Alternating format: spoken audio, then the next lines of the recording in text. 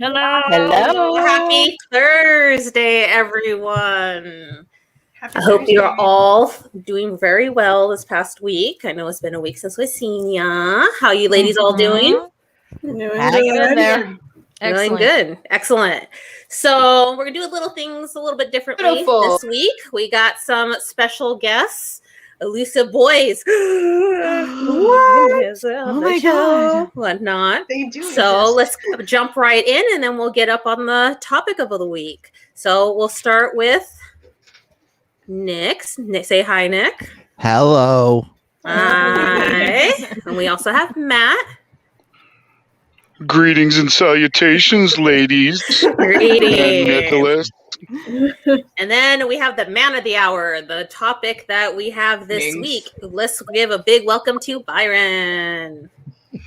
Hello. What's up? How y'all doing? What's up, man? Welcome. Let me get everyone organized. So this week there was a special topic that was brought up by Byron where he was asking for some opinions from the crowd. So give us a breakdown of what was going on and what you were kind of asking the crew for. You all, I've been in this relationship going on 4 years. Have been to counseling in the relationship, and there have just been some, I guess what most people would call like red flags. And I've just been thinking about certain things. But this past week, I had gone to a toy show here in Dallas, and because I had to meet a guy who's building some dioramas for me, and I sent my girlfriend some of the pictures from the show just out of my excitement. And while I was driving home, we were having a conversation, and I don't remember exactly how it came up, but she was talking about some of the pictures that I sent her, and she said, it's hard for me to take you serious as an adult because you like toys. Mm-hmm. And you all, that stung me, because in my opinion, that was a character shot. There are a lot of things that I can let slide. There are a lot of things that I can let roll over. But when someone says something in regards to my character, that stings. And what gets me is this is a single mother of 3, has had some crappy men in her life, not bragging, just telling the truth. I'm probably the most healthy man that she's ever had in her life. And with what I have done for her, what I have done for her children, how I've been there for her in sickness and in health, for her to make a statement like that. And this wasn't the first statement. This was the statement. This was the most recent statement, but it was the statement that hurt the most. And, I know so many guys that have their own hobby or their own thing that's toxic, dangerous, and destructive, not only to them, but to those around them.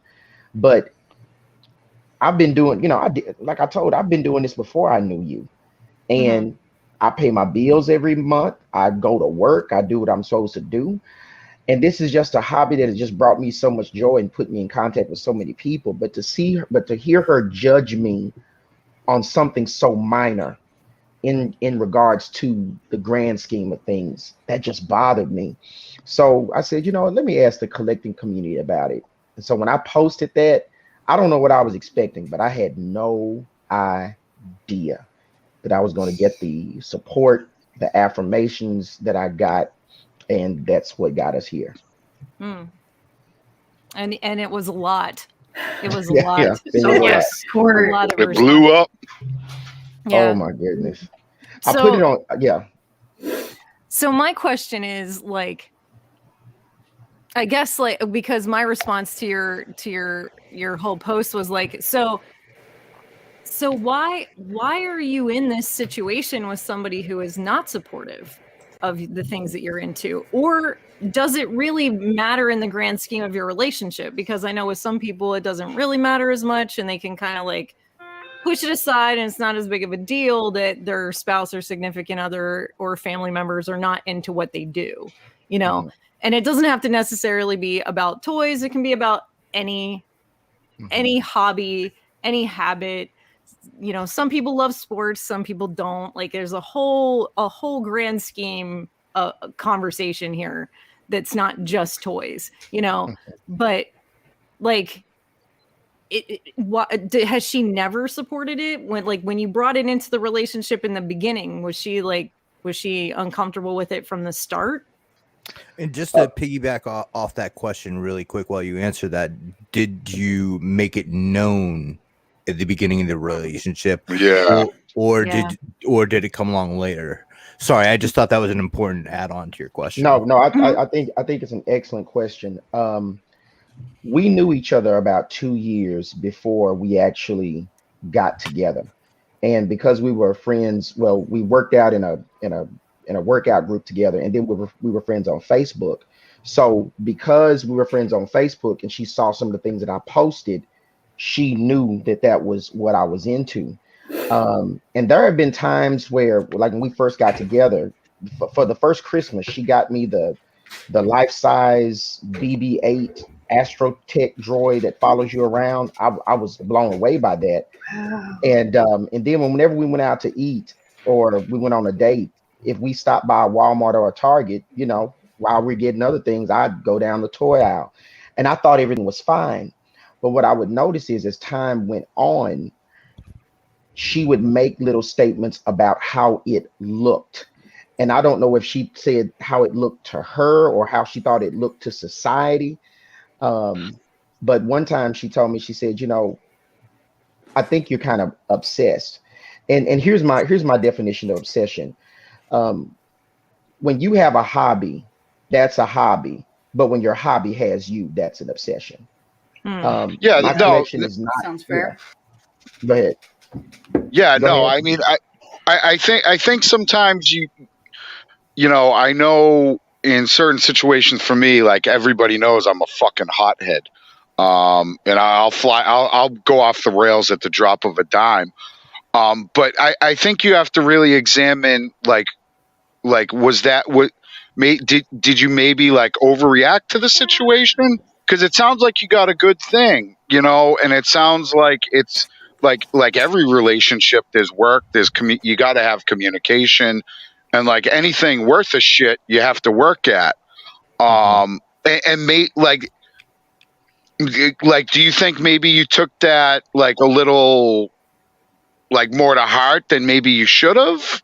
Because that wasn't like and granted, I wasn't there and I don't know like your entire backstory and whatever, but you've definitely filled us in pretty good. But maybe you took that a little bit too serious, when it was more for her, just like this off the cuff thing.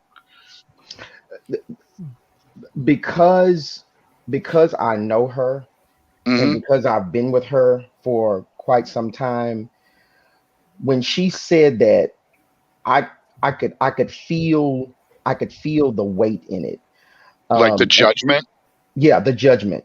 And okay. And other people that are close to me, who have heard her say other things in regards to this, have felt the judgment as well. But me knowing her like I know, when she said that day on the phone, the way she said it, the tone, the inflection, it was definitely a jab. It was definitely a jab. Yeah. Do you think there's someone in her life that could be like whispering in her ear, maybe? Like a friend or a family member or something that's like, you're involved with this guy and he's into this. And I know with women, and that's a good point, that like women can influence each other very easily. Very heavily, female too. friends, siblings, mothers, grandmothers, aunts, like any other female people that are in female people's lives can get their gears turning, like, is this right? Is this okay? What's going on? Blah, blah, blah. They start questioning because other people are questioning it. And it is it is a very a good way to look at it, because what do you say to your family as a collector? How do you explain it as collecting husband and wife, boyfriend and girlfriend, when your parents come to your house or your cousins or you have like a cookout or whatever, do you just shut that room? I can't. Like, my whole Well, house then again, is half the covered in people this who come to your house are also collectors, so right, it's but all like, good. but this is another Yes. big thing because like my dad and my sister came here the first time after JD and I moved in together, and our whole house is covered in toys, in pop culture collectibles of all different types. Our walls are plastered in shit. Not literal shit, but just stuff. Yeah, you got me real scared there for a second. And, Like monkeys. like we have arcades in the foyer, you know what I mean, or foyer, or however anybody wants to say that fucking Be word. fancy. There you Yeah, go. whatever. Foyer. But it's like it's one of those things where you know we can't hide this stuff. And when my dad first came through here, he kind of was like, "What the fuck is going on here?" You know. And my sister walked in here with him. Not my youngest sister. There's these ladies know I have a middle sister who is not a fun person, and when she walked in here, her and my dad both looked at each other like, there's some problems here, you know what I mean? And she studies psychology, so there's a whole thing where loving toys could be a psychological problem, and I know that that's something that would be fed. My sister would try to feed that. If I were not willing to participate in this as much as I do, and it was just JD's thing, she would probably be trying to say little things in my ear, like, you know, what are you doing with a guy that's collecting children's toys? You know what I mean? But I understand, because I see it, that that's not what it's actually about. Exactly. You know? Go ahead. You know, one of the things that I've tried to get her to understand is the why behind the what, because the why of a thing is greater than the what of a thing. I said one of the reasons why you feel the way you do is because you stop at the animation. You think this is a kid's thing, and one of the things that I love is when I meet people who this is not their thing. They may not like this thing, but because they know me and they see my passion, they try to understand why I like this. She doesn't do that. And one of the greatest challenges that I'm facing, kind of like at this fork in the road, is I don't know if I could be my 100% authentic self with her. Now, mind you. Oh, pump the brakes, brother. Pump the brakes. Like that. So I came into this, you know, like, I'm not gonna come down on her. Like, I don't know her. I don't really know you. I saw your post. Like, we're of a like mind. But when you say that you can't be 100% yourself, man, that's like super concerning. You know what I mean? That's Yeah. That's a real. And I'm gonna put on my dad hat right now. That's real fucking concerning. Like, when you're saying that you can't be 100% you. Yeah, man, that's the. Oh, no. it was a little bit. You know, To piggyback off this of is it, why- since you said you can't be 100% you, is it something that you would never be able to be 100% you with her? Or is it something that, you know, over time, if you guys had talked it and understood it, or she understood it, I would say, would that something be And when possible? you say you can't be 100% you, do you just mean this toy thing, or are you talking about like being able to share other things? I'm talking about the toy thing. Like, for example, when I go out and I do my action figure photography, and this is not something I do all the time. I only do it when I have time. When I go out and do my action figure photography and I'm excited about a shot or something, if I don't send her photos anymore, because when I do, either she doesn't respond, or she may say something like, "Oh, you're out there doing that again." But if I send it to another friend of mine who's not even into this, man, Byron, you know, that's cool, or I get a different response. And Right. so I find myself, Now- when it comes to this, I kind of don't Yeah, say too much. And another Now- thing, now another quick question, just real quick. Mhm. Sorry, what size collection are we talking about here?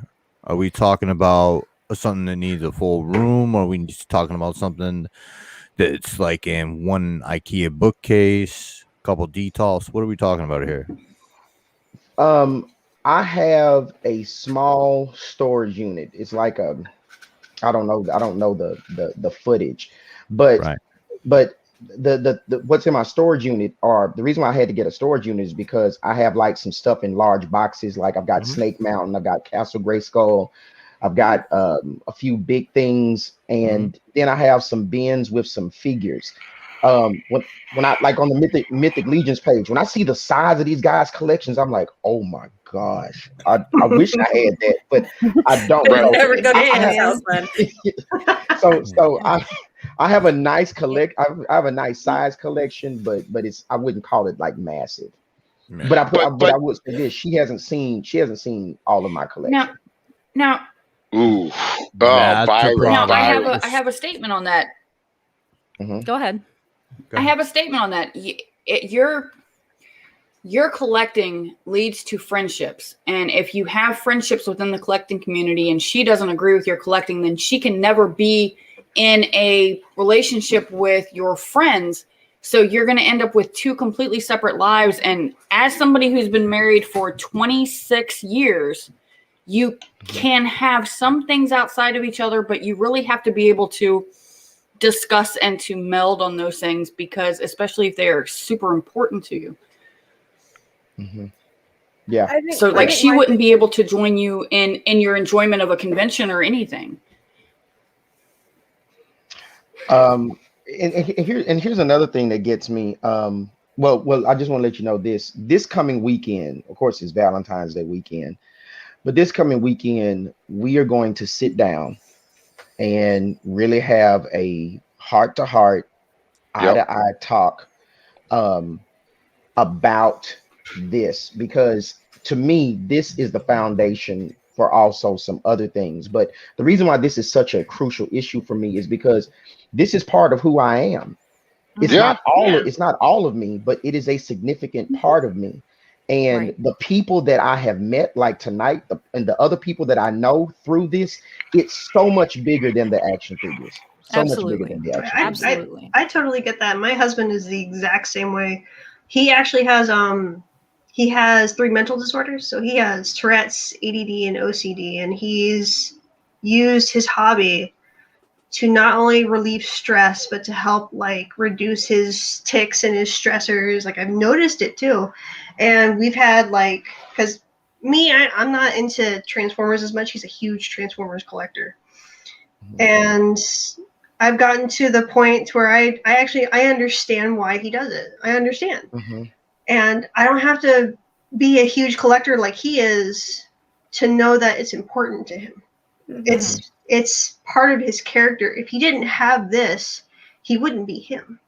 And I don't want him to sacrifice that part of himself for a relationship. That's something I let him know like early on too. And he's like stupid good with money.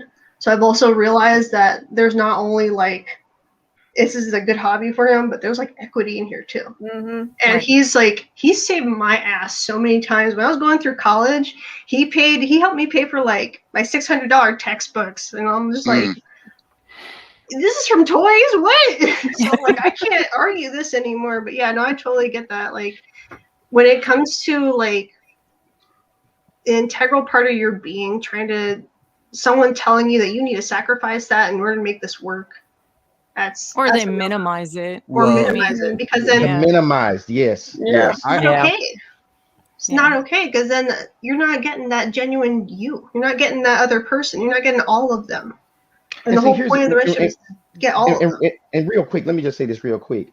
And here's my whole thing. You don't have to like what I like. You don't have to be into what I like.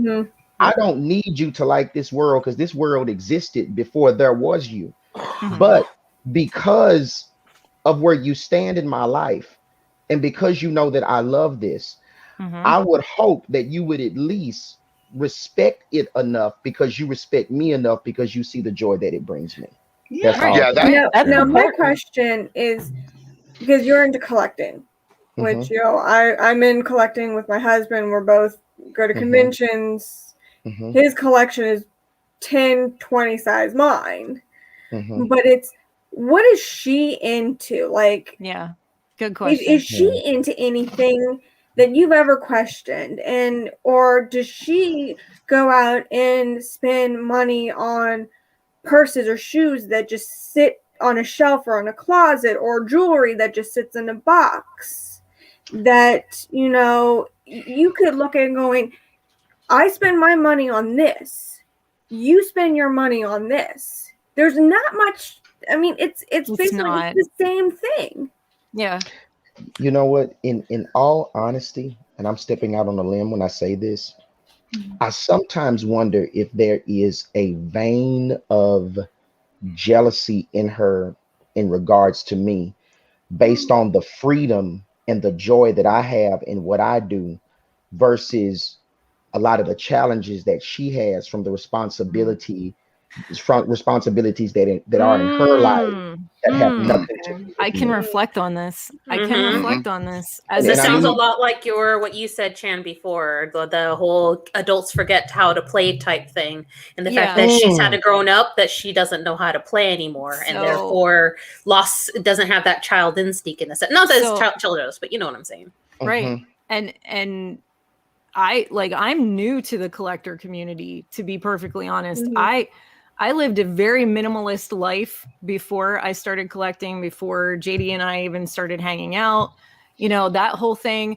I was a single mom. I mean, now I have JD, so I can't say that anymore, but I raised my children by myself, you know, and I didn't have much money, and I did not have much time to invest in anything other than their care and my work. And that is all I had time for. I didn't have time to spend with my family, my sisters, my parents. You know, holidays were even a strain because I didn't have a whole lot of time on my hands to even have like Christmas dinners or anything like that with them. My sister I live in Harrisburg, or right around Harrisburg, Pennsylvania. My one sister lives in Philadelphia. My other sister lives in Pittsburgh. We are very equidistant. far. Yes. Yes, but all at a distance from each other. And I never had the time in my life as a single parent to go to either one of those cities that I'm right in the middle of and visit with either one of my sisters, because I was so busy working all the time and taking care of my kids. So collecting anything, even having pictures hang on my walls that weren't pictures of my children, did not happen. All my money went to food, household expenses, clothing, shoes, all that kind of shit. You were on the full-time grind. Yes. Yeah. Yes. I was working 6-7 days a week. Sometimes I was always busy.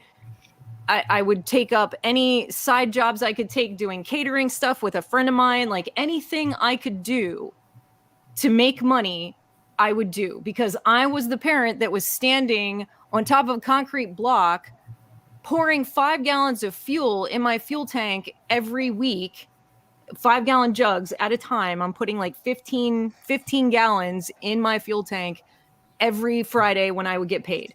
And that was the only way I kept my house warm over the winter for the kids. And it was just a struggle. It was that kind of struggle. You know what I mean? Right. And I never took a minute to step away from that and remember what it was like to enjoy life for a minute, to play, to laugh, besides watching some comedian on the TV, but within my own means. I did not find a way to enjoy the day-to-day. Look. I think you just blew his mind. Nail on the head. Listen, I know biologically I'm 49, damn near 50. I know that. But I just have a zest for life. I mean, if I would have taken a different highway to work, I could have been killed this morning. I mean, I take life seriously, and I try to live it and I try to enjoy it, because when you had 9 family members to die in less than 3 years, and you've done their funerals and all this kind of stuff, it flips your mode. And so I remember, like, during Christmas is like, I started getting excited about Christmas in July. This past Christmas, her daughter was watching all the old claymation, Frosty the Snowman, all that kind of The stuff. Rankin Bass shit. Yeah. And so I've got all of those on DVD. And so when she and I were talking on the phone, and I was on speakerphone, her daughter was watching it, and I said, "Hey, next time I come over, I will bring those. I've got all of those on DVD." And Crystal said, she said, And I said, "What do you mean? She said, "You never grow up." Oh my God! What the hell? All right. Bonding Like- with the children. But hold up. I was the same Fuck fucking way. growing I'm not up. even gonna lie. I was the same fucking way. It took an extreme True. situation. I can't speak. No kids. You know what? It took an extreme situation for You me know to what? stop I have to say, Russ and and I. go, you gotta live life more than just When paycheck to paycheck. Listen. I feel Go feel ahead. so bad for you guys. I really do. I feel bad for you, Chan, and I feel bad for your girl too, Brian, because in all honesty, Russ and I, when we first got together, we were fucking poor. And I'm talking like $20 for groceries poor. And that was pushing. And that was family of 4 because my son was a baby, but we still took time we would sit down and we would watch Power Rangers, like Mighty Morphin Power Rangers in the afternoon was our thing. We would sit there and watch Mighty Morphin Power Rangers. We had rabbit ears on the fucking TV, but we're watching fucking Power Rangers. We're getting into cartoons with my son when he was younger. And like Russ would occasionally be able to pick up a Transformer. And it'd be, like one of the small little Voyager class or whatever, but he would have one and RJ would play with them. And anytime we could get some of the cheapies for RJ, he would get them for him. But I feel bad for anyone who loses that ability to play. And if you have kids, and I understand the struggles of being dirt fucking poor, but you really, I feel so bad for people that don't have the ability to go, you know what? Yeah, life fucking sucks. God damn it. Right. I have a fucking Monopoly board. I'm going to sit down and play, But here's the thing, like when you get browbeaten enough and you see how heavy life can be, you forget. And it happens. It really does happen. And sometimes we, people who take shit too seriously, need someone who can step in and go, play with this fucking Transformer for 5 minutes and stop. Holy shit. And that's Hence what why JD did I to have me. toys at work. JD handed me Transformers. JD took me out toy shopping after my accident, and he said, let's find something. Let's go hunt this down. Let's go check this out. And it was me physically having it in my hand, and I'm having like an anxiety attack when he's not around, when I'm by myself, before we started like living together and all that shit.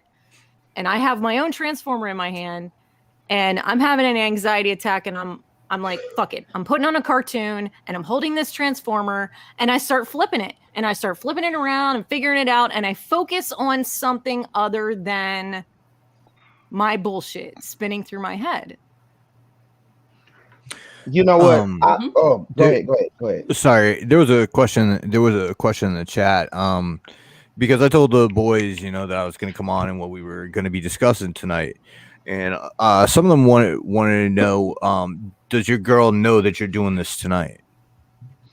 I told her that, and again, whenever I talk about anything collecting or anything like that, I'm very surface. I don't go into depth. I said, look, I gotta jump online. I'm meeting with a group of collectors online tonight, and I'll just holler at you later. And she said, okay.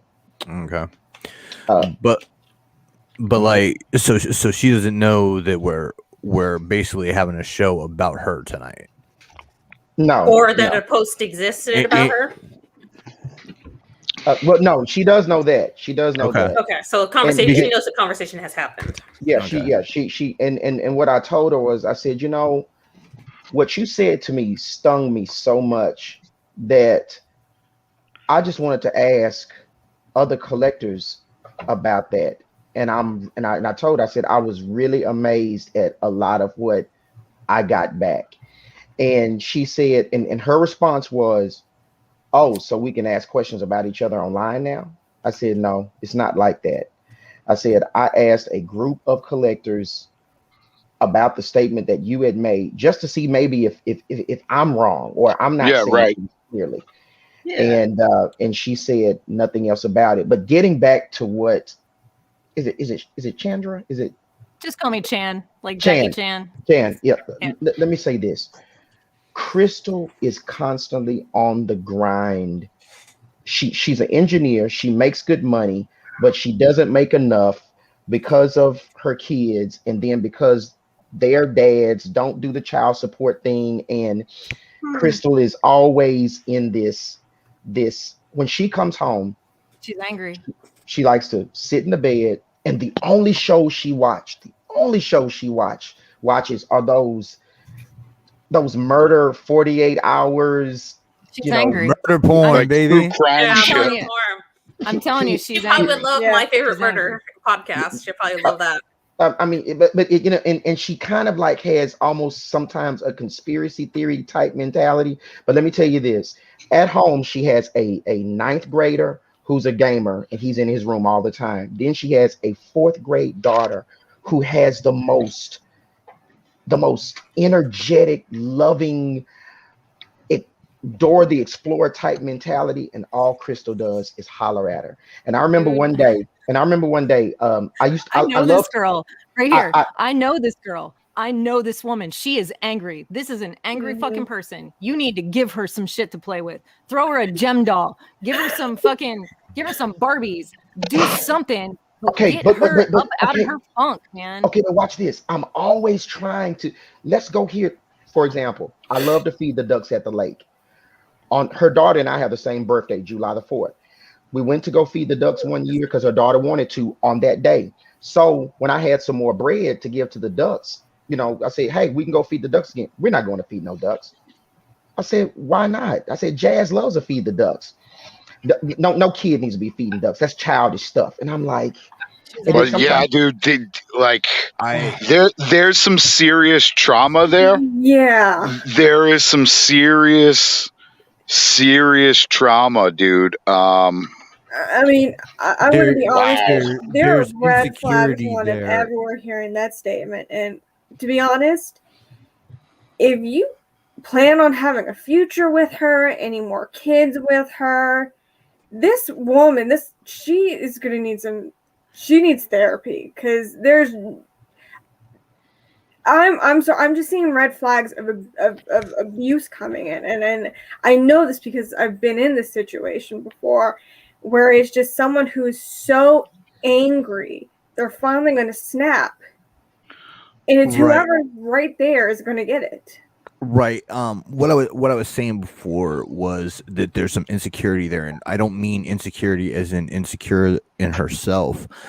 I mean, there's some money insecurity. There's some food insecurity. Do you understand what I mean? There's a worry of, oh my God, when's shit gonna crash? When's the next foot gonna drop? And is my partner who's playing with toys going to be able to be there to support me? She has trauma. And you're talking, and you've already said that you guys have been going through counseling, so there are some issues there. There's going to come a point, man, where you're going to have to decide, if this toy thing is worth the fight, and is worth you separating from this woman that you've been with for so long and her children. Let me say this. I have, you all, and I'm being totally transparent. The times I've been to her house, if you would see how filthy her house normally is, 90% of the time, every time I go over there, I'm cleaning up. Now, she could make her son and the other son was there before he went to college, she could have made them do, but for whatever reason they didn't. You all listen. I mop floors. I clean bathrooms. I when her this year when her daughter needed school supplies after she had hip replacement surgery, had been laid off her job before she got another job, I bought all the supplies, whatever groceries she needs. The few times that I buy that. I'm always there through my actions, showing her I am here for you. But what gets me is you have seen how much I have been there for you. You have seen how much I have done for you. And for me to have this hobby that has not affected me helping you at all. Right. In other words, what I'm saying is, as good as I have been to you, why would you attack me over something so small in comparison to how I'm it's out of jealousy, dude. Small to her, though. Yeah. It's a jealousy that you have this thing.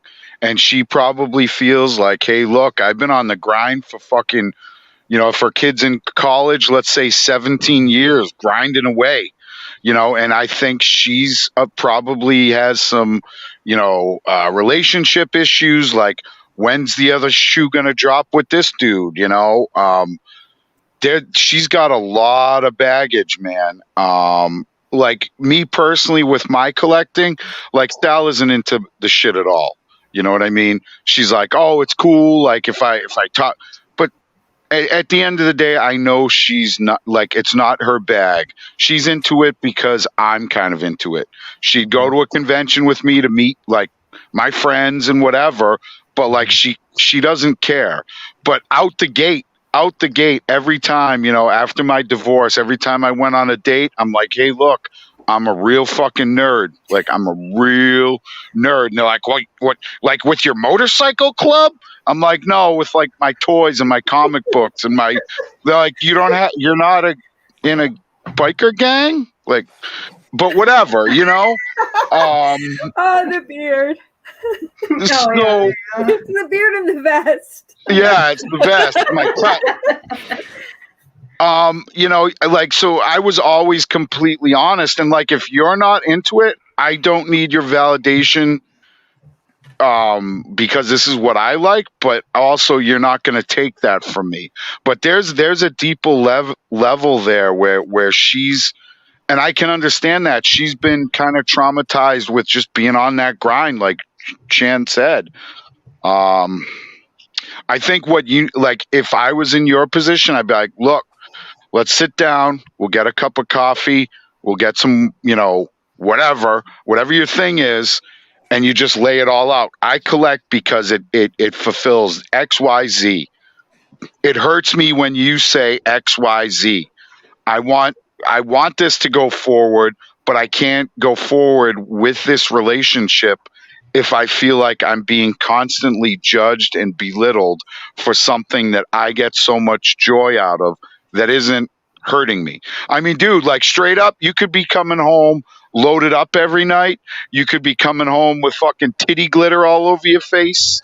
You could be coming home like, hey, I need 10 grand because I put all my money on the fucking Kansas City Royals. Oh like, well, that's a similar question I saw in some of the comments. I guess, is it just toys, or would a fandom that is seen as male, which would be sports, we just had Super Bowl, would that have been something? I think someone has said, what if you were wearing a jersey and cheering your favorite team, spending money on that? Would that be an acceptable thing, or is it still just the waste of money that's the overall issue? You know what? I don't fully know the answer to that question because I'm not her, but I would be willing to bet you if I was into cars, golf, or football, golf, or something like that, I don't think she would have the mentality that she does. So it's female imposed toxic masculinity almost. Yeah, I was going to bring that. I was going to kind of bring that up because there is, there's like these gender stereotypes, and I know you ladies have them, but men have them too. It's like when you're like an adult man and you're like, well, I'm really into fucking, the X-Men shit or whatever you're in, or a stay-at-home dad. Right, exactly. I hate how stigmatized that is. Oh, I hate that. It's just so disgusting. People are like, "Oh, you're a stay-at-home." I'm like, right, and I hate that. So can we reverse the role real quick? What if you walked into a chick's house you were dating and you went into her bedroom and it was covered in My Little Pony? Yes. Now, that wouldn't bother me. Like, I'd be okay with that. Like, do you, boo boo? I think that's a harder question That might be a for problem. someone who's part of the the collecting community versus someone who is following toxic masculinity as a male and seeing that. Yes, well, I don't think I'm not going to go so far as to say toxic masculinity, but there are typical gender roles, like people. You know, I worked as an arborist for years, and it doesn't get any more blue collar and masculine than running chainsaws all day. And people would talk to me at lunch, and I don't give a shit. I'll tell you straight out, like I play fucking miniatures games. I fucking dress up like a fucking Viking on weekends and beat up fat dudes with foam weapons. Like I don't give a fuck. I don't give a fuck what you think. But there is definitely this thing where if you're a dude and you're collecting toys or collecting comics, there's a certain segment of society that is like, well, you're not a real man. Like, do you know how to change a fucking, like, do you know how to change? Do you know how to do X, Y, and Z? It's like, yeah, motherfucker, I do that too. Like, but this is what I like to do. And even if you don't, who gives a shit? Yeah, who cares? Yeah. Right? I mean, I don't know how to do. I don't know how to do everything. With my hands. I'm not a very handsy person. And there's no shame in that game. And I'm a stay at home. I don't know if Kayla doesn't know if that's a positive or negative. Well, go ahead. Hold on. Go ahead. Go ahead. I got two corners looking embarrassed. What's going on? You obviously do not hear every conversation that happens on this show. Yeah. Sorry. You go ahead. Honey. Crystal made a statement. I think it was while we were having the conversation that what she said about the figures, and she said, you don't act like most adults act. And I said, what do you mean most adults? I said, is it because I have joy? Is it because I'm pretty optimistic? Is it because I have like a kind of a higher energy level? Because whenever I try to get us to do, I'm always trying to get us out to do something where there's exposure, especially for a little girl, where there's exposure. Like the other day, in the Dallas skyline, we have the ball reunion tower, and we were driving the other day, and I said, if we were talking about the tower, she said, Jazzy always wants to go up there, and I said, well, let's take her. She said, no kid's supposed to go up there. They serve alcohol. I said, it's a lookout tower. Let's go. I'm constantly trying to get her to get out of the box. Yes. And I told her, I said, if you met some of the people that I know, you might see this thing a little different. But here's one of my greatest concerns too. How can you be with a man that you do not respect as a man for whatever foolish reasons those may be? I was going to ask you, because like part of your post is that you mentioned that she was willing to marry you, but not marry a man who collects. So it's like she's like in this half step, like she likes most of you. But in her head, she has this idea of the next man she's going to marry isn't a collector. Like, I don't understand that. So, like, I don't know what expectations she set for herself. Basically, what she has said is if we got married, I would have my own room. My stuff would be in there. She would never go, and she would be cool with it. But my thing is this, because this is a part of my life, if that is something you don't like now, and it's kind of the beach ball under the water, when we get married, that beach ball is gonna pop up because I I don't totally agree with that because that's like Sal and I's relationship. I'll get a new toy or whatever, and I'll show it to her, and I'll be like, "Oh, that's Hellboy," and she'll ask me about it. She'll look at it, and like I have my own little like basement dungeon down here where I have my shit. But so like that's not like outside the realm of possibility. But however, if I was like, hey, let's go to Chan and JD's, and she'd be all about it, you know, so it's kind of like she's not into it, but she. Well, You know, like I don't get it. So I love how you use my house as that example. You're the hub. You didn't realize you're the hub for the group. Well, I'm not going to Florida to visit my man Nick because I hate Florida. So anyway, Florida's amazing. Wait until you get the GHD I send you in the mail. I'm gonna pack you into one of those chainsaw bags and bring you right down here in the back of the truck. Oh my god! It's actually But hey, man, does this smell like chloroform? Matt, like what you're saying though is that your girl still will ask you about the figure. I guess the concern for Byron is that the question is not being asked. Right, exactly. For it. And see, the way I see it is that if he has his room, she's gonna be like, okay, that's all. This little box, that's all you can have. Yeah, I don't want that's to not a fair. lot. I don't want to know pretty common. Yeah, but That's here's the thing: Yeah. if she like if she limits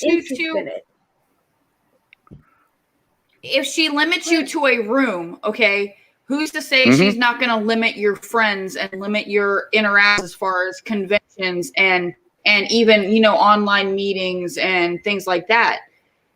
Who's to say she's going to stop there? And limit your budget. Well, for me or Byron? Exactly. And there's actually a really good Well, comment Byron's in the. not married. Byron's not married yet. Neither Man, am I, and I'll never do that shit again. Once was enough. Right, but you're in a pretty committed relationship, right? Yeah, And over 5 years, right? Okay, marriage is not an option for your relationship. Right, Is what correct. you're saying, right? Correct. So there is an added stake added when you have a marriage that could be involved because yes, people can change once that ring goes on, and the restrictions that you agreed to when you first got married can become even stricter. I agree. Jeremy even said in the chat, marriage doesn't fix problems, and it magnifies them. That's actually what I was going to say. That's an important comment. Like, you know, for Nick and myself, like, we've been together since 2001, been married since 2003. And communication is such a huge part of our relationship. We talk everything through. I can count on probably one hand the number of straight out like yelling fights we've had. Was it over Nick's facial hair? I get mad when he shaves it. Oh, me too. My girl. But what I was trying to say is, like, we communicate about everything. We talk everything through. Like, when we have a disagreement, if something's bothering us, we sit down and we hash it out until it's resolved. It's because so healthy. But that's Don't the only go way to bed work. mad. Exactly. That's one huge thing. And I just real quick, sorry, because Kate was talking about communication. That is something that is huge because Kate has started collecting a little bit, but since we've been together, I moved in. I was collecting just comics at the time because I didn't have the means or space for toys. I was living either on somebody's couch or at my grandparents' house in a room, you know. So I didn't have the means for toys, but I could put those 3 long boxes in a fucking car and be good. So, but being together with Kate allowed me to start collecting toys. Now, Kate doesn't really at that time didn't really like them, wasn't interested in what they were, but what I needed from her and what I communicated to her was, honey, I just need you to understand that I'm excited about this and I need just a couple minutes of your time to give you some word spaghetti about this thing that is the coolest fucking thing in the world to me. Yep. It's Yeah. the same with Jason. I mean, Same with Max too. I mean, you know, we sit down and he'll get so excited. He's like, "There's this figure," you know. He tries to like, but he's like, you know, he doesn't try to spin so much over, but sometimes he's like something. He's like, and I'm like, as long as the bills are paid, as long as there is some cushion, that's fine. But then, you know, your next purchase can't, you know, be huge. And But Right. add to that, he's at times gone, it's not worth it. And, you know, when he lost his job, when he got let go, he just kind of said he had to go through and cancel because he's like, I just can't right now. And yes, he missed out on some things, but he's like, you know what? Something else will roll around that will spark my interest. And, you know, oh God, I was going somewhere and I kind of lost my train of thought. It's okay.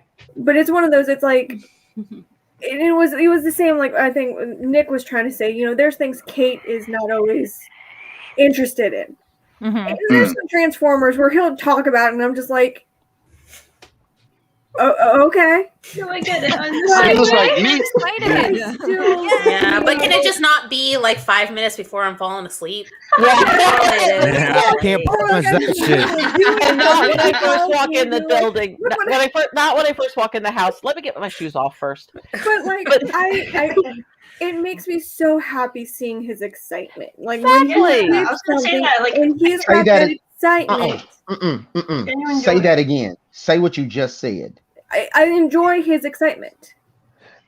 You enjoy seeing him excited. But yes. Same for me. I get so happy to see this one smiling and happy about something. Either I got him because, like, he'll say, "Hey, hun, I'm interested in X, Y, or Z." So, like, his Valentine's present, he knows what it is. I went to, you know, the online toy store and I bought him. Baddragon.com. Oh, Whoa, whoa, you gonna drop that name? whoa! Holy shit, man. No, Oh, I mean, no. I don't listen to the podcast. Anyway, I Like bought him. Xbox. I bought him a Transformer for Valentine's because that's what he wanted. And for Christmas I got him a Transformer, and like I loved watching his face when he opened that box. He lit up like a Christmas tree. He was so excited. Yeah, Oh hell, our wedding was nothing but like a collector. I mean, our wedding cake had Okay. Harry Potter and a Transformer logo on it. Our table had Harry Potter. That was an awesome and cake. Here's the other thing. Here's the other part of that, though. I know that Nick and JL would say the same thing about getting you guys things that you enjoy. Oh yeah, right. And Jason does. That's a big deal because something that an older friend of mine who has helped me out with like my taxes and my finances and him and his wife have been a very integral part of the last 10 years of my life. He said to me, he was like, honey, it's not always about finding somebody who's into the same things you're into. Sometimes it's about finding somebody who has the same heart you have. Mm-hmm. And I have never told Jason That's a no big on a deal. purchase. I've asked him, you know, questions about it, and he has never said no to me when I have found something I want. And there have been times where he said, you know what? You will come first. I will let you get this, and I will pass on this. And I have even looked at him and said, you know what? This is a one in a lifetime. They're not going to make any more. You get what you want. I can hold out. Yeah. And Jason, you don't do TikTok. You do Xbox now before bed. He'll get on the Xbox at like 9 o'clock and be playing it until like 2 in the morning. And I'm okay with it. Because it's his thing. I think another thing that's really important that we get out here is what are some positive things about Crystal? Yeah. Yeah. I feel like we're kind of bashing her and it's not Let me fair. let me say this. Number one, I know you all aren't doing this. I never wanted this to be a bash Crystal thing. No, no. No, not at all. But Yeah. when you have a lot of stuff pent up, it Yeah. comes forward, and Yeah. and Yeah. stuff like that. And so while you're venting that, it's also very important to remember the positive, and that's all I'm saying. I'm not saying that. Yeah, Hey, no, I'm not saying. Nick. I'm not saying. Hey, you bashed your girl. Fuck you. Nothing like that. I'm just saying Yeah. that. If there's something there worth fighting for, you need to remember it. That's the first thing. And the second thing is you need to figure out what the boundaries are that you're willing to put up with in order to make it work. So yeah, that was one of the things I wanted to ask you in on your post and in my comments, like, what is it about her that makes you want to marry her? You all, the counseling we've been receiving, the counselor even told us, one of your biggest struggles that you face is communication. She said, Byron, you are a communicator. Crystal is not. I want to talk things out. I want to try to understand what's going on. I want to lay things out on the table. Crystal will get very silent, maybe give a very shallow answer, sometimes one word answers. But Crystal and I met in a workout group called Camp Gladiator, and we had that in common. And I liked her for like 2 years. We were friends. We were friends online, but she just wasn't into me like that. Well, when I went to Disney World one year, she started messaging me because she had taken her kids there 2 weeks before. And we just started talking, and one thing led to another. Got together, the relationship started to take off, but it was going too fast. I said, look, let's slow down. Because there were things that I was even seeing in the beginning. I said, let's just slow down. Let's take it easy. But Crystal Crystal came up in the foster system. She had a dude. Listen, Go on. I'm a foster kid myself. That's a lot. She did have a foster mom that raised her. Both her parents were on drugs. She knew her grandmother. Went to college, got pregnant her first year in college. Well, got pregnant while she was in college. Then she had that son. Then she married this guy, and they had their children. And he was a bad guy and a piece of shit. You can say it. Yeah, you can say it. Yeah. He was a piece of shit. We don't censor this show. No, we don't. Go ahead.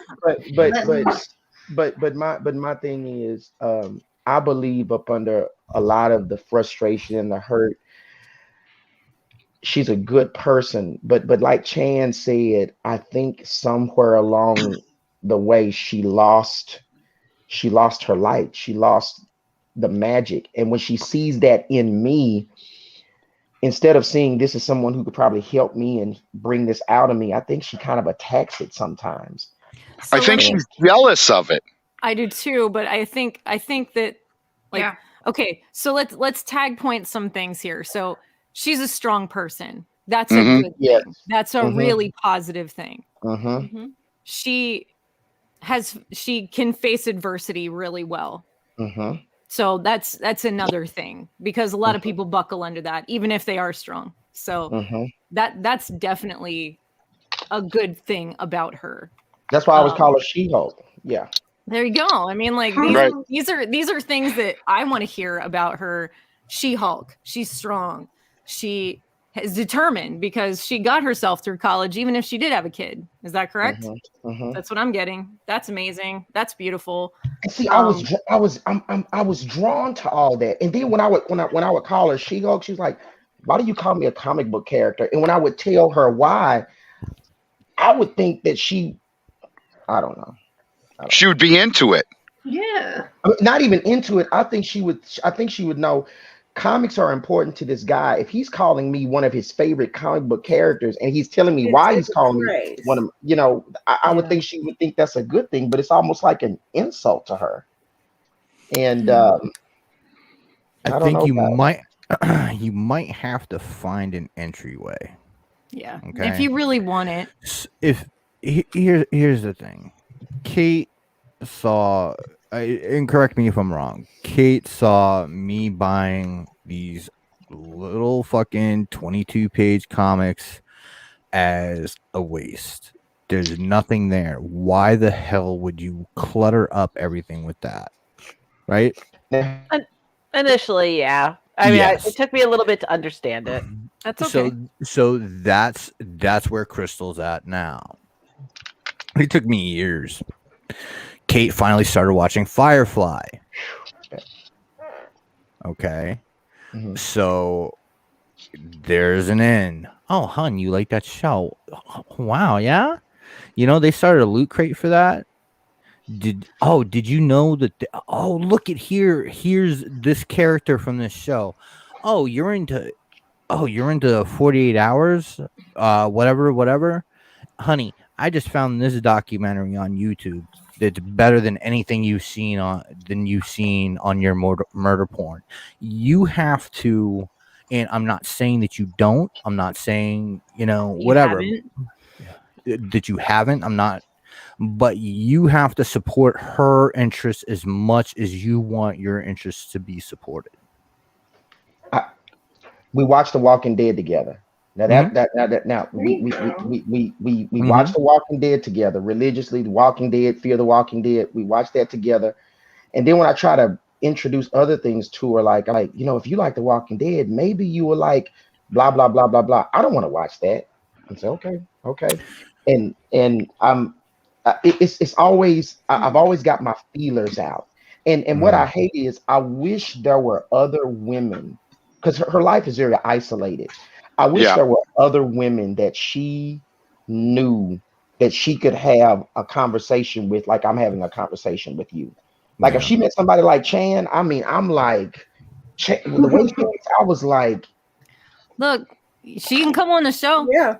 This is actually what the audience is actually requesting. Yeah, if you think she'd be okay to have her, what we wouldn't attack. Like she would no judge. We actually want to support all this stuff. It's just what we've seen. And the other question in the chat from Lowry is: Do you watch those shows with her? Yes. Like, all right, cool. Like, now are you like engaging with her, or does she just want you to be quiet? Whenever I watch a show that she's really into, I'm watching the show, and the only time I say something is when I'm asking a question that I don't understand that maybe she could answer. But I always, and I even tell her this, whenever she's interested in something, I'm trying to learn more about it, because if I'm learning more about it, it would help me get closer to her. Right. Okay. And so when she's We're not just looking at her learning about it, but what draws her to it, I guess, in a sense. Exactly.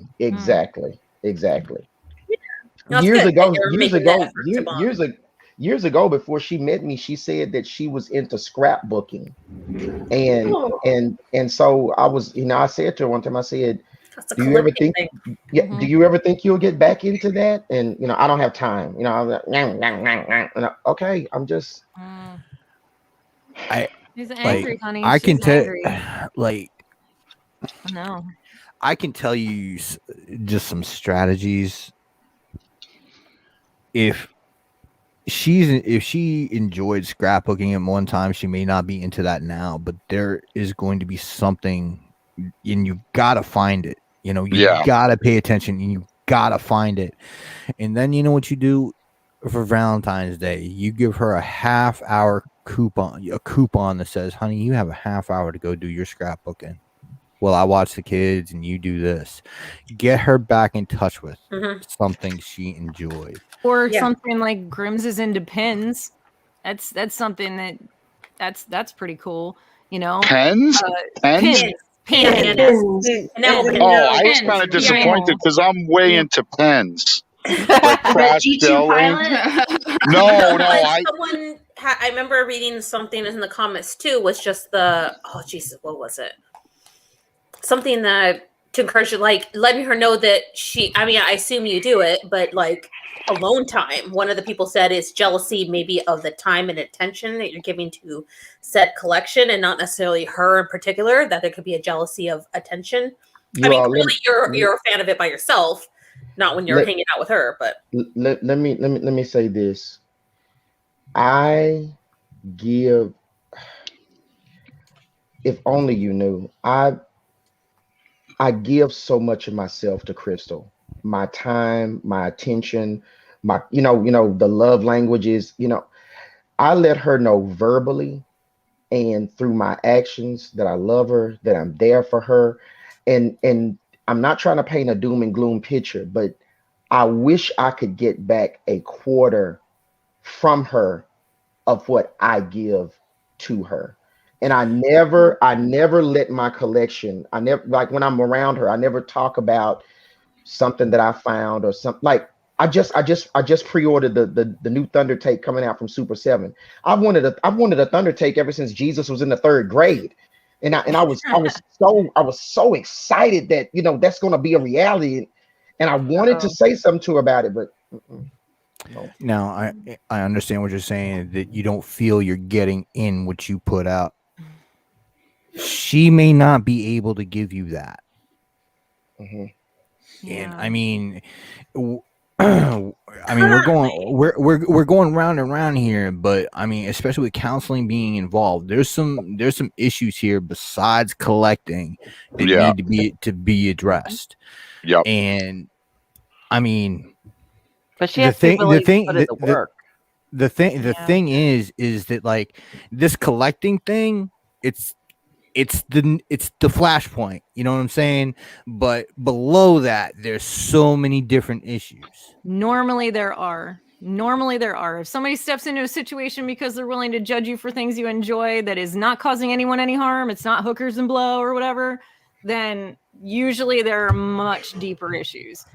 That like, are you're triggering judgment. Yeah, like it's hard to pay for counseling with a person who really feels they don't need it. Yeah. If you're going to couples counseling and one person isn't going to put in the work, it's not going to work, because you do need both people to commit, and both people need to be on the same page that there is an issue in the first place. If your significant other, Crystal, does not feel that there is an issue, there's not something for her to work on. Here's her deal, and I think she would even say this to you all. Her deal is, once we get married and we're actually living together, everything will change. No.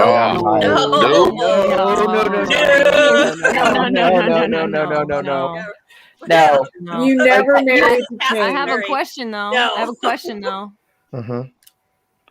Do you find yourself sticking around outside of the fact that you care about her? Do you find yourself sticking around because you care about her children more than you care about the situation of the two of you together? Honestly, because I know people that's happened to, where like they get stuck in a situation where they're like, if I don't stay because of the kids, what's going to happen to the kids? I'm the one that's helping bring all the happiness with them. Yeah. What's going to happen with them? Not saying anything bad about her being a mom or any of that stuff, whatnot. But some people, they think that they're doing this, and so they stick around. Yeah, if the kids were not involved, would you still be with her? Yes, I would. Matter of fact, I'm the son that's at home now. We speak. We may talk a little bit, but 90% of the time, he's on a game. The one that I see the most and interact with the most, and that's even still kind of at a distance, is her daughter. And whenever she refers to her daughter, she calls her daughter my little friend. And her daughter is just a great person. But I stick around because I do care about her.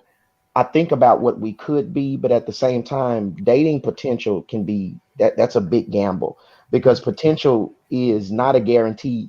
Potential shows you what could be, but it's not a guarantee that it will be. But this is the last thing I'm gonna say. Right now, Crystal is trying to move and she wants to buy a house.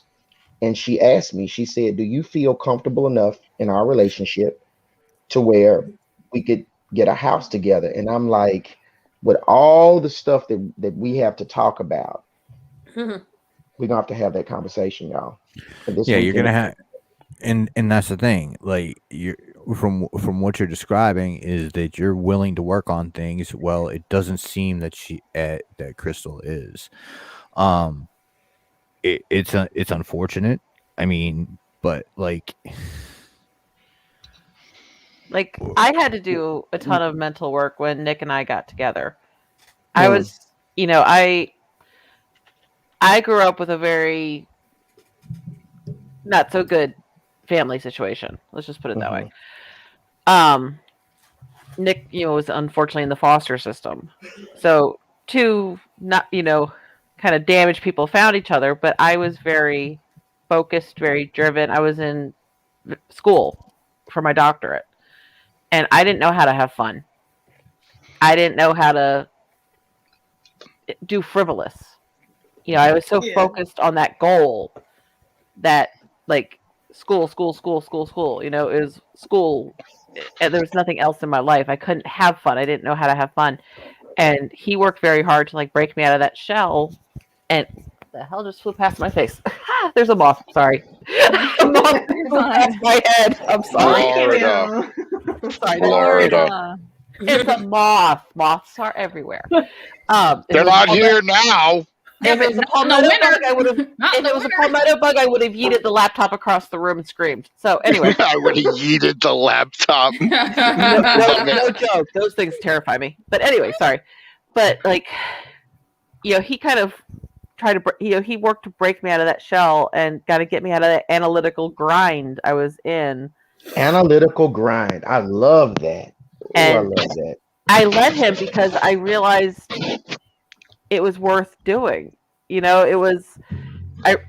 me realize there was more to life than just study and school and work and like that analytical grind, but I had to be willing to let him. And I was, which is why, we're still going strong. He's the only reason I survived at school. Kate's throwing out adult words to us. That right there is a good point, though, Kate. You were willing to let him. Yep. Yeah. You have to be willing to let somebody help you. And if they're not willing to do that emotional work, that mental work for themselves, unfortunately, I don't know necessarily that there is a positive outlook for that. Just real quick, one thing, Amber, real quick. Did I hear you say that Crystal is an engineer? Mm-hmm. All right, brother. That's a science bent. Okay. Something that you also have to look at is that when people are science bent, when they are very analytical, they are very logical, very point A to point B. You're facts. So you've already seen that's another. Already. That's another underlying thing, and it's not necessarily a problem, but it is there. Can I say that I love the fact that like that all of this is okay. First off, Kate, I love the fact that you said two screwed up kids who came together, kind of a thing, because essentially that's what we all are. We all are just screwed up kids coming together. We have all this past luggage and baggage and bullshit and abuse and non-abuse and just trials, traumas, whatever that we're carrying with us. And you run into somebody who's got the same shit and you're willing to just like throw open your bags and go, okay, I like that shirt. Can I borrow it sometime? You know what I mean? And it's really important to want to share the shirts. You know what I mean?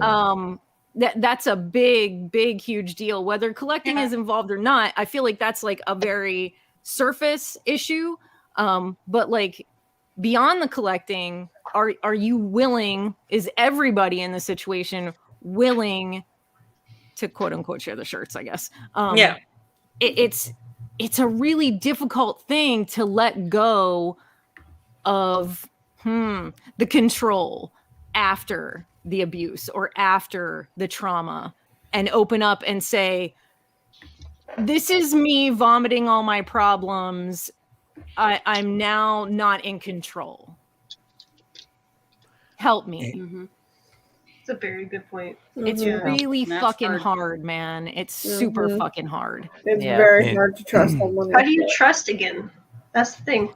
How do you trust again? And when you, as you get older, you get more like, I'm not sharing this shit with anybody. When you're young and you meet somebody and you have that chance to kind of like open up and be like, my life was shit before I met you.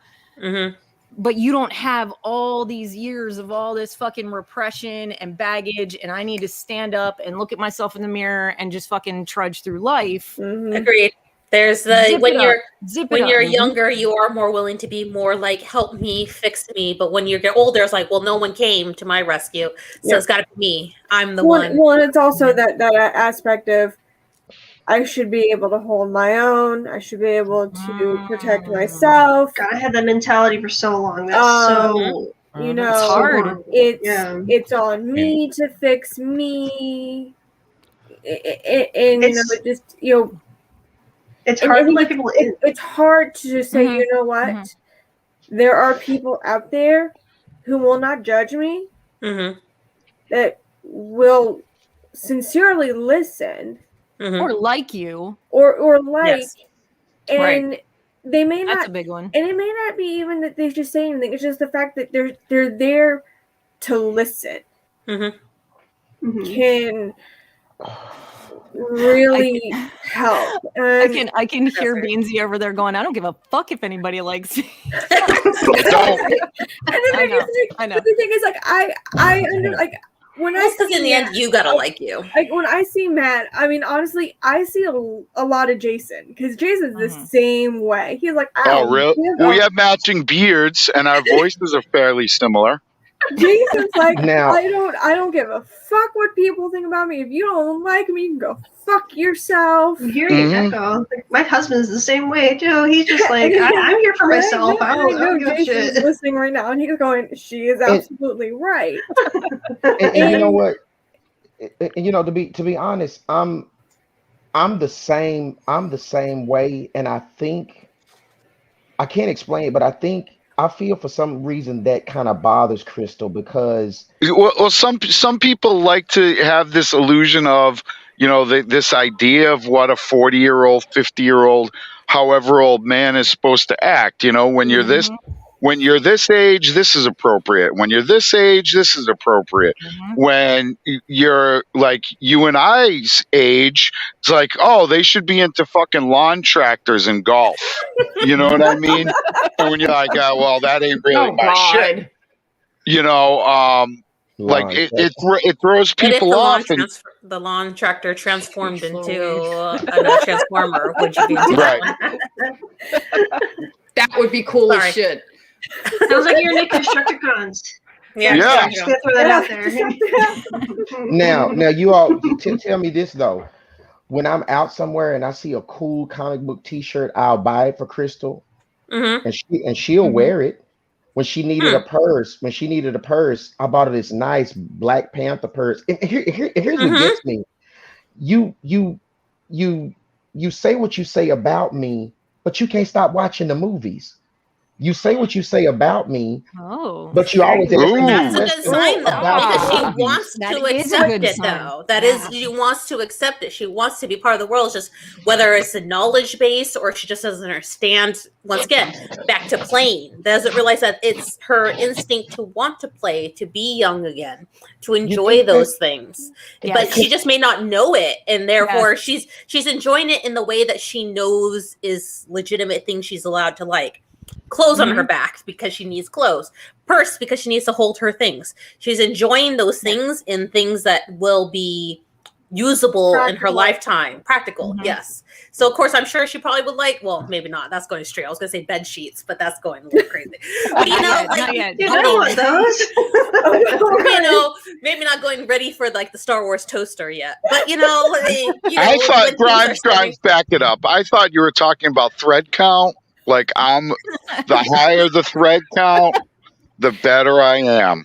But instead, she's liking those things for things she can use as a purpose, and that is a very good positive sign. It's still a very good way to still introduce her, but bring more of that into her. Because yes, If she likes the Black Panther purse, then she'll be more interested in watching the Black Panther, maybe more talking about it.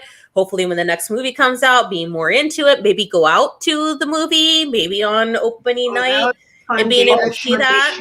She watches all the Marvel movies. There are times she will ask me certain questions about them, but I have to make sure I have to let her come to me. Yeah, because you can't bring it. Because if I bring it, it's I don't know. I'm always very hesitant to bring something because you feel like you're gonna get hit back with the negative kind of judgment. So like I'm not gonna stick my finger through this hole if every time I do I get it hit with a hammer. Like at some point you're just like, I don't care what's really beyond that hole. I'm not putting my finger in there, right? Yeah, I mean her watching the movies and asking, I like at the end of the day we can talk circles and circles and circles about, you know, I think if I'm going to give you a piece of advice, it's going to be you need to sit down with Crystal, have that 2 pots of coffee brewing, you know, maybe some scones, however you do. And you just sit there and you tell her hey, look, this is why I collect. This is how it makes me feel. This is how it makes me feel when you say this stuff. And it's like, I'm loyal. I'm here for you. I love you with all my heart. But it hurts me on such a powerful. If I didn't give a shit, I wouldn't care what you thought. But I love you. Oh my gosh. Yes. I love you with all my heart, and you say some marginal shit to me, like I'm gonna take that a lot more than if some, you know, random dude tells me Super 7 is the best toy manufacturer. Oh, don't get him started. Don't get him started. No. Don't get him started on the Super 7. You're already on Beansie shit list for getting that Thunder Tank. Yeah. Don't get him started. You're all good. If you like it, you win. But you need to put your heart. You need to tell her exactly how you feel, and in my opinion, and this is going to be fucking rugged, and I'm not trying to be mean. I'm saying it of a place. If she can't come to accept that, man, you got to make that hard decision if you're going to give all this shit up or you. Every time you're rooted. But honestly, you know, this. He's back in. There we go. He said, if you're going to give it up or what? Would you finish? We lost you there for a second. You got to make the decision whether you're going to you got out again. Or you got to make the decision whether you're gonna fucking give up this stuff to make her happy, or you're gonna live your life. Like you got a hard choice, but before you make that hard choice, you have to completely wear your heart on your sleeve. Tell her exactly how you feel, how the shit she says to you makes you feel, and if there's no there we go. I am Polish and from Boston. You got to make that hard decision, man. And I don't like having to say that, but I'll tell you what, I'm not going to fucking sacrifice something that's super important to me over anybody. Yeah, like call me selfish, call me whatever, but like there are certain things that like if that's what you want me to do, we done. Right. Yeah. It's going to, I mean, anytime that you're going to bring a relationship into a next stage, whether it's an engagement, a marriage, you know, commitment, whatever, you have to have those heart-to-heart discussions. You are also going to have to set boundaries, and boundaries are just as important as communication. Absolutely. I wish I knew that when I was younger. Man, I still remember Nick and I had a conversation before we got engaged, and we got engaged fast. We were engaged 3 months after we met? 2-3 months, yeah. Yeah. We had a conversation one night that literally went all night. We started talking around dinner time, and we didn't stop talking until dawn. Those are the good ones. And it was like just everything, like our hopes, our dreams, you know, our goals, and we just kind of talked everything out. And then I think probably within a week, we had another big discussion. Actually, it was kind of a disagreement that turned into another big, long discussion. And then he's on his knees proposing because like it felt right all of a sudden. I wish The I best wish the I act. had that conversation like Kate that. caught him with that sleep deprivation game. Well played. Well played. My best memories with Russ are when we first started dating, and we would sit up for until 2, 3, 4 o'clock in the There's your morning in O. my bedroom, listening to music and just talking about every single solitary thing that we possibly could, to the point where Yeah. I think we covered just about everything in the world by the time we got married. But yeah, and that's the best thing, is just talking, just having that communication with each other. Now The question Now, is, did you use the word voiced in those conversations? But of course. but I think Brink asked an important question in the chat. Byron, do you have a regular outlet for these types of conversations? And also, he wanted to know how you're feeling about how tonight's going. Number one, I'm loving tonight. I am loving tonight because I don't have a group of people that I can have these kind of conversations with. Okay. Mm-hmm. I don't. And this has been phenomenal for me. And as far as what did you say about an outlet? Say that again. Do you Yeah, not he really was. have someone to talk to about You that don't stuff? really. You said you said you really don't have somebody to talk to. Yeah. I mean, besides couples therapy, you might need a little individual counseling. Might not be the worst to talk- idea in the world. to talk about how you're feeling, and to either get validation or strategies to change behavior. And honestly, if she'd be open to and interested in talking to women attached to the collecting world, attached to men in the collecting world, I mean, we're totally open for that. Like, there's a huge community out there. Always available. Yeah, I mean, I collect a little bit of stuff. Like, I got more into collecting after I got with Nick, because like before that, I had like little carved wooden boxes I kind of collected because I thought they were kind of cute, but I didn't collect any pop culture stuff. Now I've got like a Firefly collection that's huge, a Supernatural collection that's growing. That's so like I kind of like came into it more. Now I'm into pins. Yeah. You're welcome. Yeah, thank you, by the way. Like it kind of like opened up, and as a science-based person, like I know she's an engineer. I work in veterinary medicine. I can relate totally to kind of like that analytical mindset. So if she would be open to or wanting to have a conversation, we're here. Yeah. And the other thing is, maybe, and here's a thought, and this is just coming from a woman who has been through whatever and may have some similarities here. Stop calling it toy collecting when you talk to her. Call it pop culture collecting. Stop saying I collect toys. Stop calling it that yourself. And when she starts recognizing it as another thing, maybe it will change her point of view a little bit. You know what, Chan? I'm glad you said that. I never call them toys. Even my students know when they talk to me about this, don't say toys. But I never use, the only time I use toys in talking to her is when she says toys in talking to me. And I always have to remind her, these aren't toys like what you think toys are. Are you calling them like a collection or something? Well, the term that I mainly use is my collection. That's what I say the most, because and I tell her all the time, I said, if the truth be told, if you don't get 6 years, every time I go to a convention, you will find more adults there than you do kids.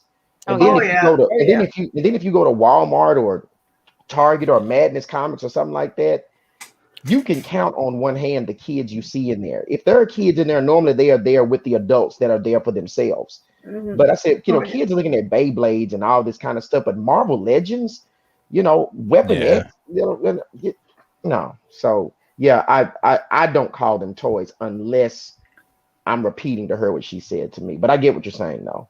Yeah, I I do. mean, just like kind of change up the subject matter verbally. Mhm. You know what I mean? It can change a person's perspective about it, because like when I went and started talking to my dad about all of this, I was like, you're gonna walk into my house and you're gonna see a lot of pop culture collectibles, and I just don't want it to overwhelm you.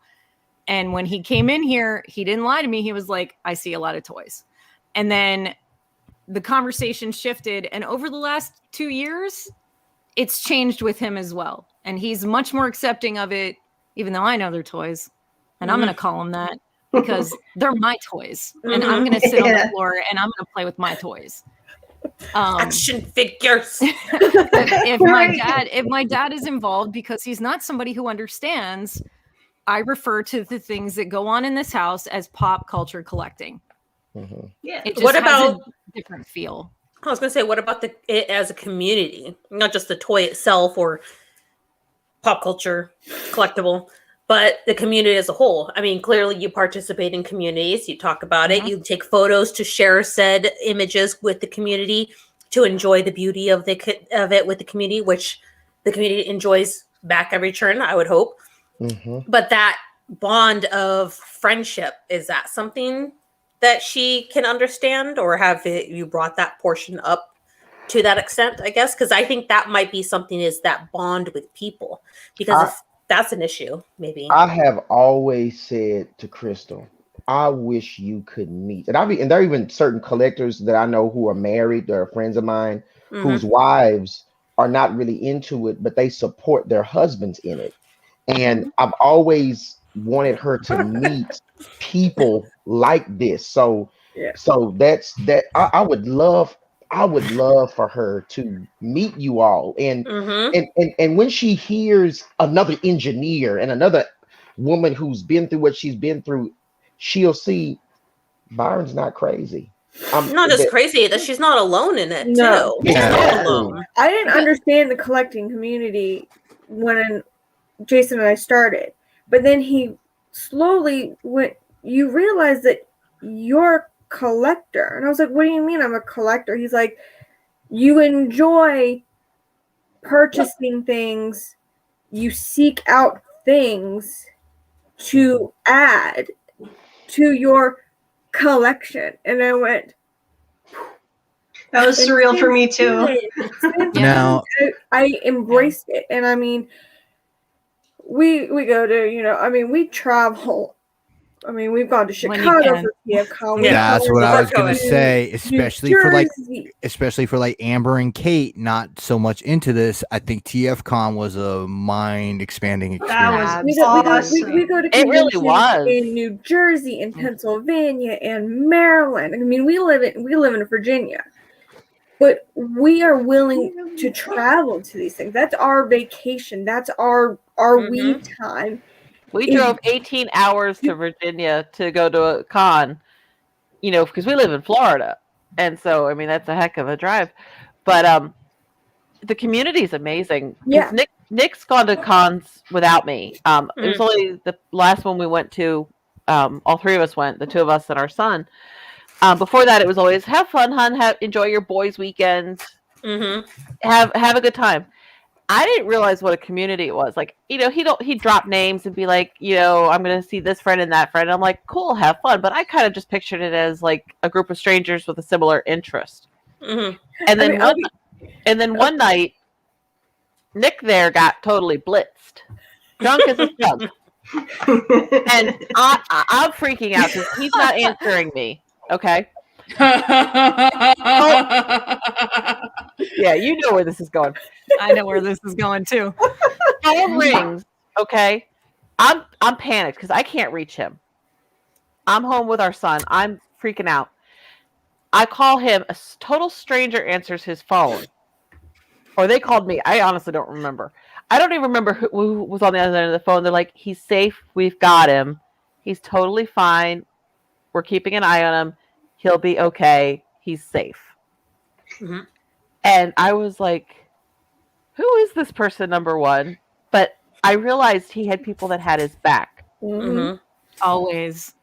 And I knew he was safe.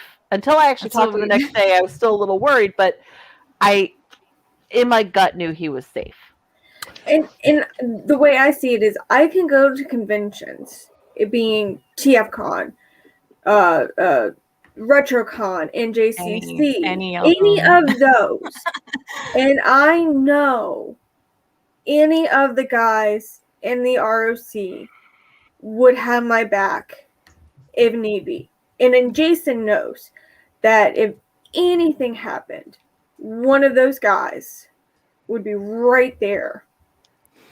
And I mean, our wedding was pretty much a collector's wedding. I mean, half of our guests were from the community.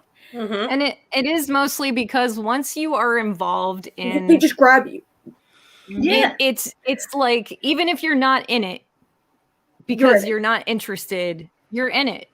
Because there are plenty of guys who have wives that we've met at shows who are not interested in the toys at all. Yeah. They don't even comprehend why it happens. But they can bond. They can bond with each other. That's what's beautiful. They is that can go shopping. She can find friends in the community and not be a collector herself, but she could find friends that are disinterested too, and then join. And she doesn't realize it. She could go to one of these conventions and she could see something and go, I really like that.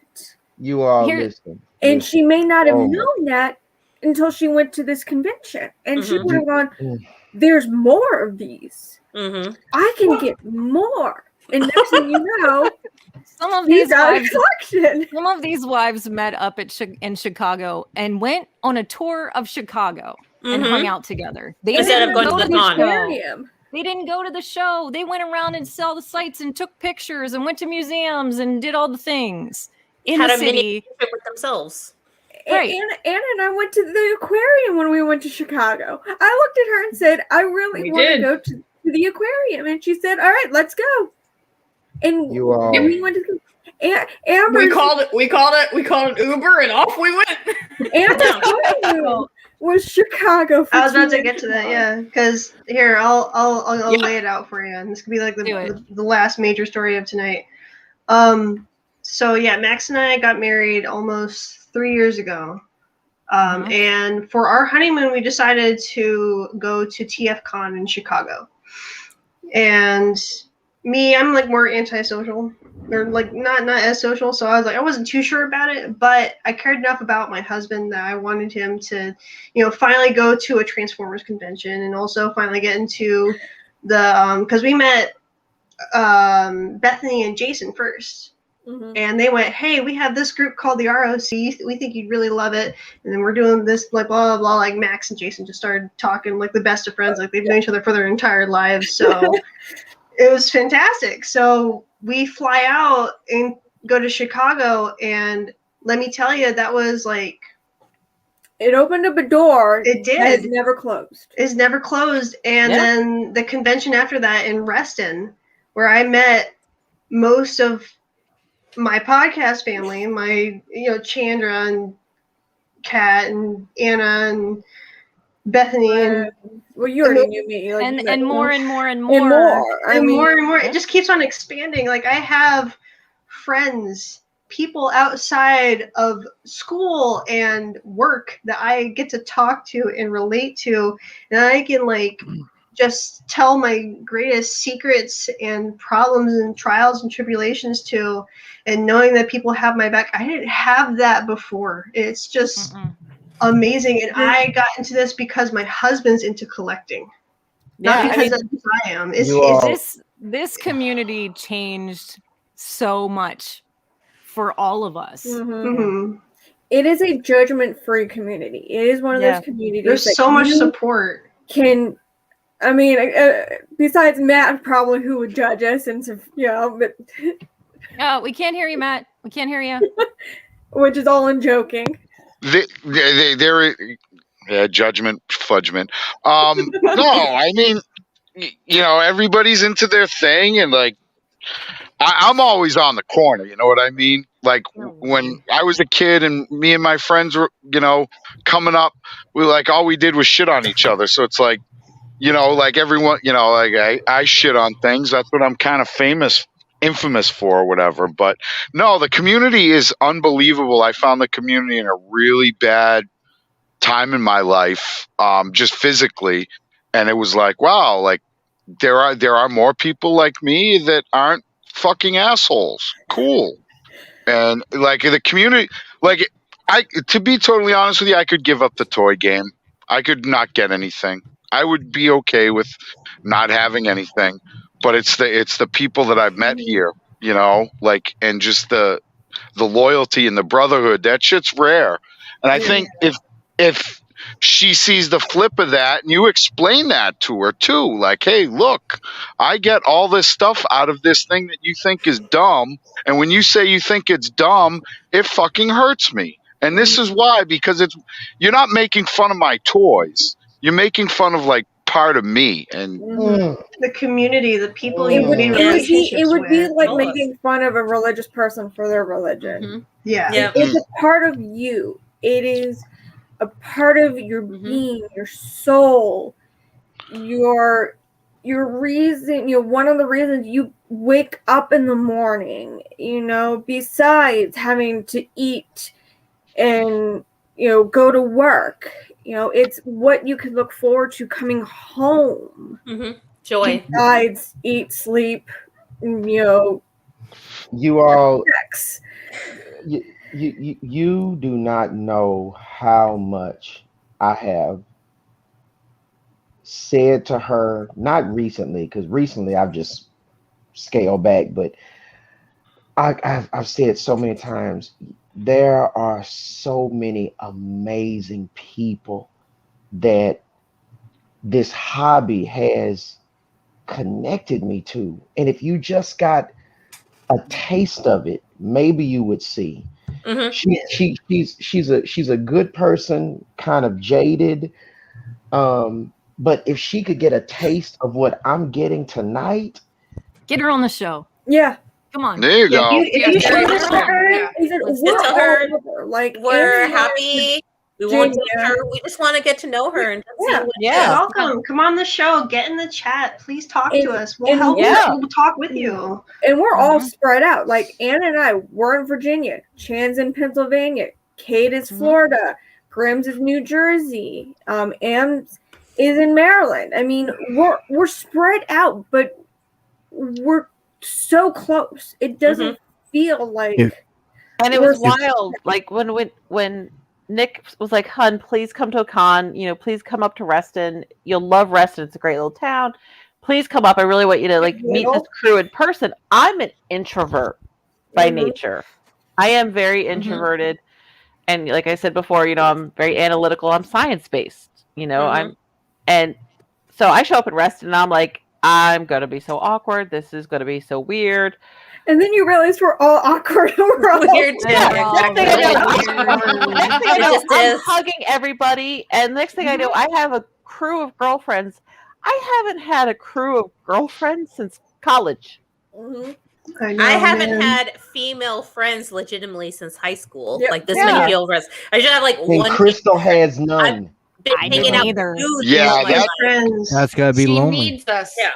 You don't know how much you miss female talking, even though we talk just like guys. We really do. We really do. Like you haven't seen our show, but we talk about penis, filthy, food, and food and pets. That's our thing. Penis, food, and pets are our three topics. Yeah, we talk about penises and vaginas. So it's a consequence of we have to give her the link. We need to give you the link to like our chat group, and we need to get her in our chat group. Trust me, we were all forced into this by our significant others. Same story with me. Chan, can you send all that information to me? Yeah. Gort pushed me in. He was all like, "You'll love these ladies." And when I was like, "Women, whatever. I can't stand women. They suck." But here I am. Make a move. Just something to mention real quick is that like when I first got started in the community, they used to do hangouts after every show.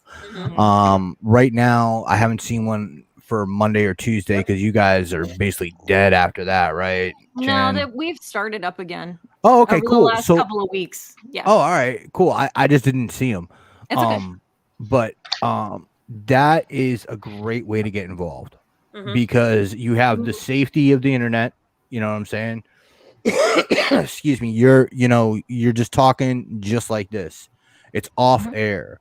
You get to know people, and like if Crystal was interested, I mean, when they do one on Monday or Tuesday or Friday, she doesn't even have to talk.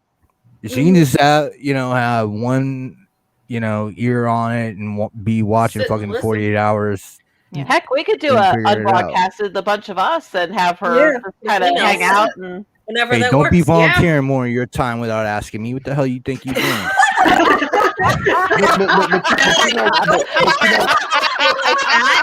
think you are? Remember, I have power. Bye, bitch.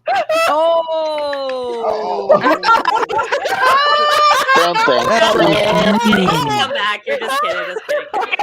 Let me fix this. But you know what? The thing that I so love about this, I have strangers. There he is. Who, Wait. What? Can't mute them. I've got a He just started group texting Russ. Start over again. Sorry. I've got a group of strangers that who are willing to hear my heart about somebody that they have not met or seen, and who are willing to reach out to this individual. Absolutely. That just that does so much for me. And you all, and the reason why this is so needed is because I to a certain extent, I find myself I feel like I'm at a point where I'm almost starting to kind of lose me. Like, for example, when I can't share with you certain parts of me, like if I'm out doing a photo shoot, and Crystal calls me and I see she's calling, to keep from lying, I just won't answer the phone and I'll just call her back later. I don't want to do that. No. And I don't want to say, where are you? Well, I'm in a creek bed taking some photos. I don't want to do that. When I'm somewhere and I find something that I've been looking for and I'm excited, and I tell her all the time, I should be able to share with you above anybody. My greatest joys, my greatest sorrows. And y'all, sometimes I will send her, like, I don't anymore, but I would send her a picture or something. Don't even once. But this right here is, I really believe if she got a taste of this, I know it would do something. I know it because would do what this is, and I'll try to be real quick here because I know we need to wrap up here shortly. What this is something that I didn't understand because I was doing everything on my own. What this is family. And I didn't understand what that meant. But if you look over there in the chat, there's a young person in there that's Phoenix Shambrocious. That's my daughter. My daughter is in this chat and she is saying, hi, Uncle Jason.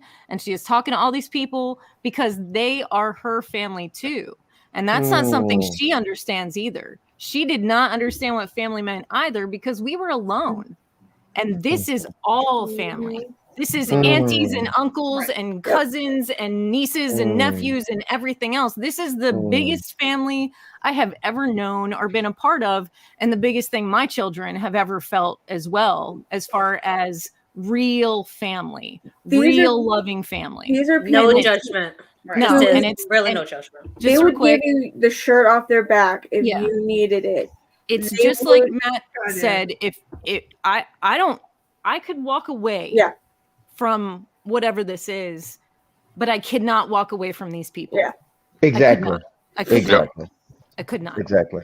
These are the people that if you were hungry, they'd give you food. If you needed money, they would find a way to send it to you. We have done that. Yeah, it has happened. We have raised money for a dear friend of ours, his son, after his, he passed away.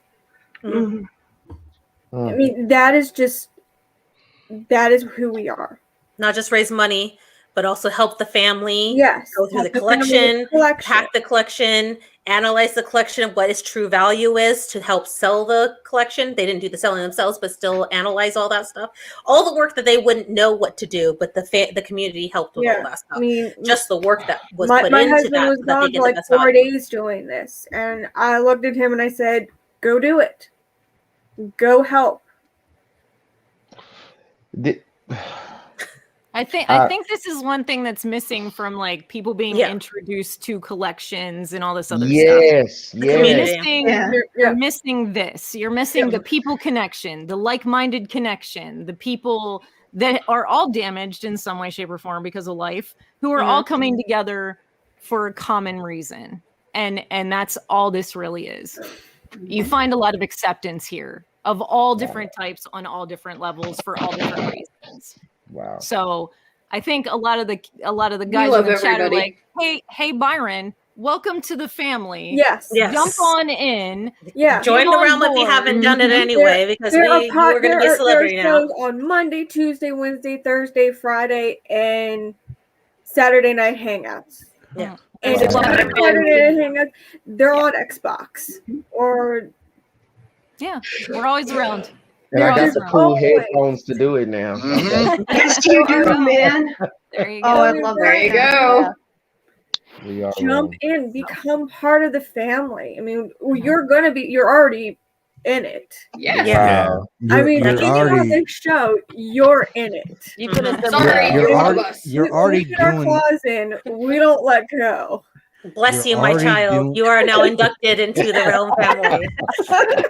you're already doing the shitty part. You're buying toys and having to find a place to put them. Now you can do the fun part and Yeah, exactly. talk to people Right. about it and complain about buying these fucking toys and trying to find a place Like- to put them. Like G.I. Joes. No, don't even start with Oh that. my Yeah, God. there, Don't- no. no. Oh, Okay, God, okay. don't even, no, don't go there. Nope. I got that Anywho, trooper That's for a you, fear in and of City. itself. Oh, Drink no. the Kool-Aid and don't ask questions. Look Be at careful Matt about the shaking his head. Kool-Aid. No, wait, Matt's hang like, on. nope. Nope. So I think this is a good ending spot for the show tonight. We've gone over a little bit, but before we end, let's do all our shout outs. So first, Byron, do you have anything to shout out? Do you have like an Instagram or something to plug with all your cool photos, or do you want to create one and just let us know and I'll shout you out on our podcast? Well, my Instagram name is very long. It's Byronian Action Figure Pics. That's one word. Okay, I'll have to find you on there. Yeah. Byronian Action. I'll watch this later. Byronian Okay. Action. What? Say again. Sorry. Byronian Action Figure Pics. Okay. Excellent. One word. So I'll find it as well, but feel free to follow him and comment on his photos and give him some love, Realm family. Okay, let's go down the line. How about Matt? Do you have anything you want to plug? Yeah, I'm on the Gravies with Shan every other Wednesday. Oh. We're opposite the Finger Show, and then Put I'm that up on there real quick. Yep. And then I am on another podcast if you want to listen to more of my bullshit. That's the One Too Many podcast, and I do that with Sir Eddie Dustmites and General Frogman. So check that out. That's a bi-weekly thing wherever you hear podcasts. Speaking of Dust, 2 more days and his new music album will come Yeah. out on February 14th. Bandcamp. Yes. There we go. I am Bandcamp. So so give it a forward listen to to. And then Brammer, do you have anything you want to shout out? Me? Yes. Yeah. Sorry. Oh, okay, Nick, cool. Nick, No, sorry. I was just making sure. Just Nick Brammer on Facebook right now. I am doing nothing and loving it. That's good. Okay, Sometimes you that's have fine. to. Follow him on that. I'm going to do my quick shout out. Sorry, boys. This is just my fan service one. I'm going to shout out this person, this Ragjin Ruin, whatever. Raging Ruin? Yeah, Raging Ruin. There we go. Because there's this beautiful fan art, Harley Quinn of some Kylo Ren.